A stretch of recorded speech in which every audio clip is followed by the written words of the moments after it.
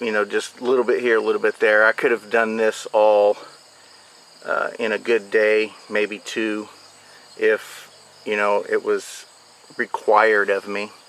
But right now it's not required of me. I'm doing it just for training and practice.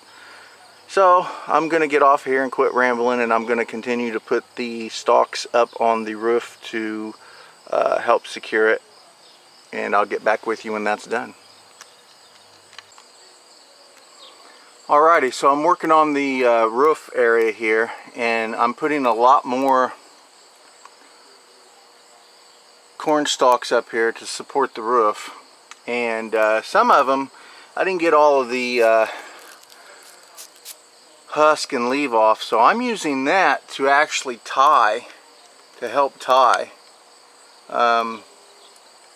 the husks up there. Now, if this was an emergency situation and I had a cornfield close by and I could build a shelter and I needed to use corn stalks exclusively, and I didn't have zip ties, or I ran out, because generally I would have zip ties, but you know, I would run out eventually.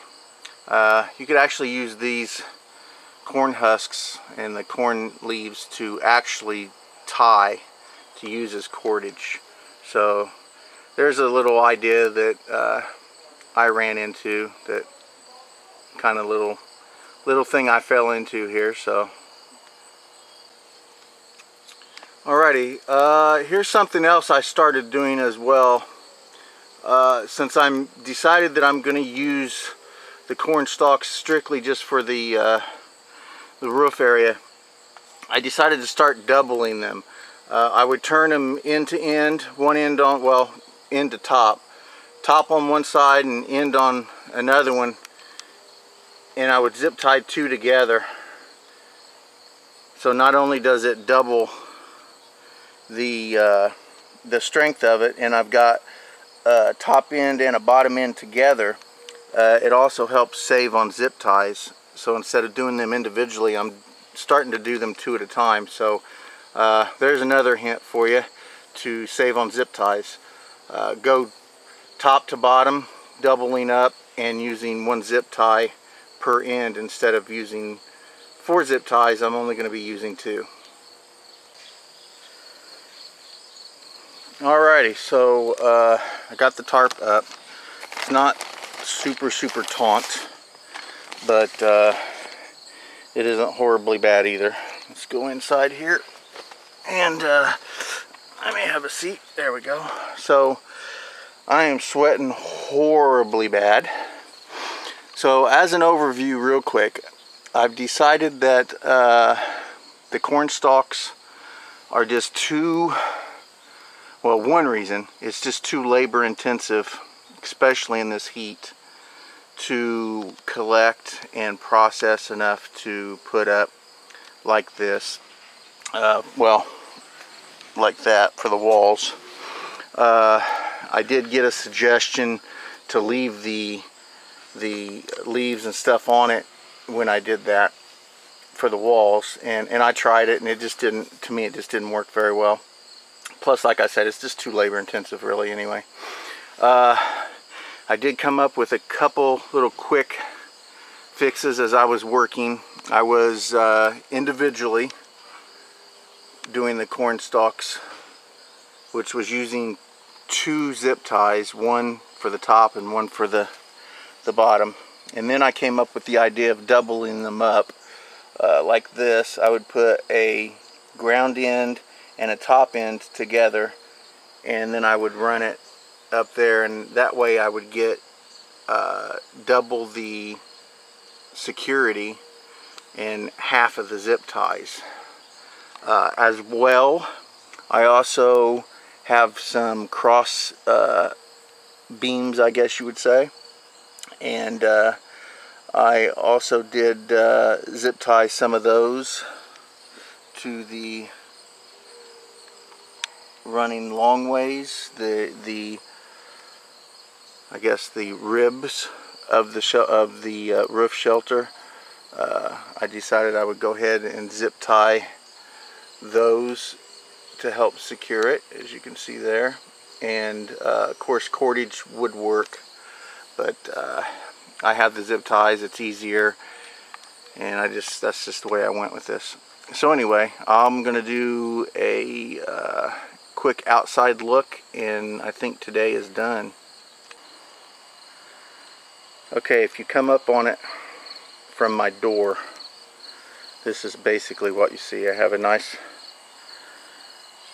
tree here, and I have the nice tree here, and the limbs covered up really nice. You come in underneath the mulberry tree here, and I've got this nice opened area, and we'll walk towards the back, and we do have an open spot here, but I may be able to adjust the tree a little bit to help with that. And then as we go to the back side, you see it gets pretty well covered right here, and then right here, which I kind of wish the whole thing looked like that, but anyway. And then there's a small section that kind of exposes itself, but like I said, with the camo tarp, I think that will help. And then we're back to the evergreen.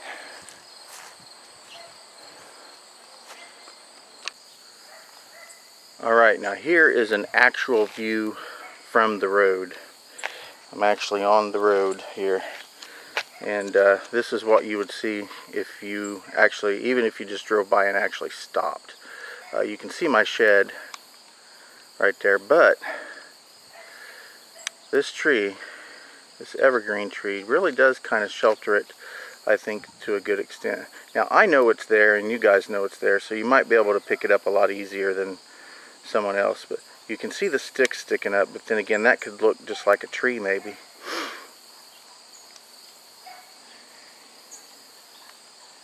And again there, if you got really close, if you knew what you was looking for.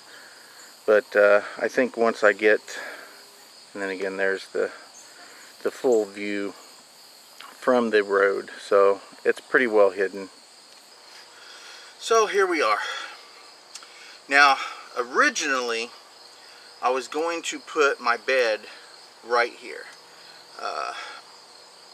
Looking at the way this is made, unless I can secure this stuff a little better, maybe put some more grommet holes in this tarp. I have a kit to make those grommets.